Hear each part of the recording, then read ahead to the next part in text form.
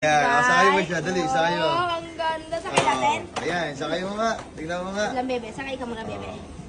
Ayan, oh. Ay, Wow. kasyo ba? Wait lang, may Kasya yan. Oh, tapos lagay mo ng belt. Ayan, oh. Parang malalaglag yung puwet niya. Ah. So ngayon, ilang minutes na yan? 1-4. 1-4. So kumita na yan. Oh, tanggalin mo na yung bata. Tanggalin mo na yung bata. Tanggalin ko na, tsaka. For the vlog lang. Kunyari, ganun talaga tayo. Kunyari, mga plastic tayo rito eh.